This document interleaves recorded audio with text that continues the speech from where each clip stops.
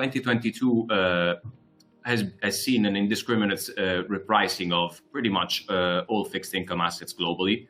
Give or take, between September and October, pretty much every bond front end, back end was down between 15 and 20%.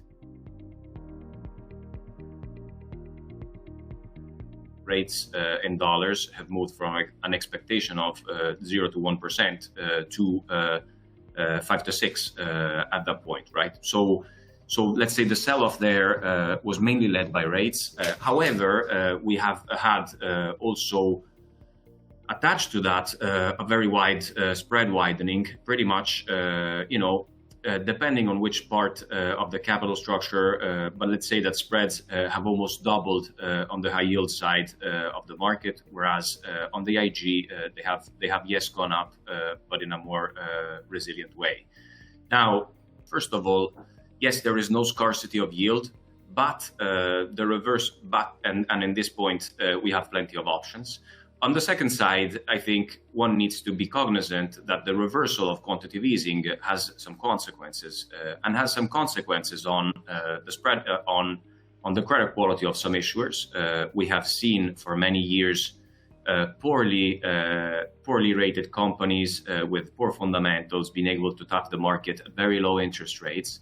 Now, obviously, in some cases, if you put a higher interest cost in some of these business models, they might not be viable or very strained.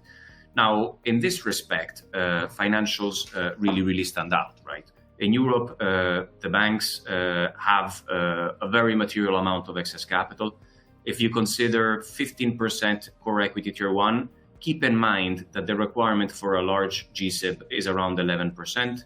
And normally the target for a management team is around 12. That means that you're left with 2-3% on balance sheet of capital. How much is 2-3%? Is a very large rights issue. So in this case, we already have a very large rights issue, which is sitting there on the balance sheet doing nothing.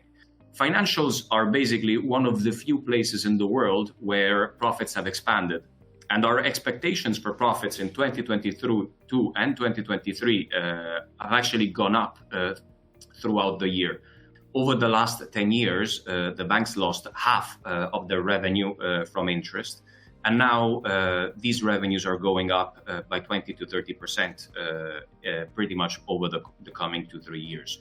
So this is a simple explanation of why fundamentals are so strong on financials, and why we're not really concerned about even uncertain coming months, because ultimately what we are seeing is a larger buffer in profits.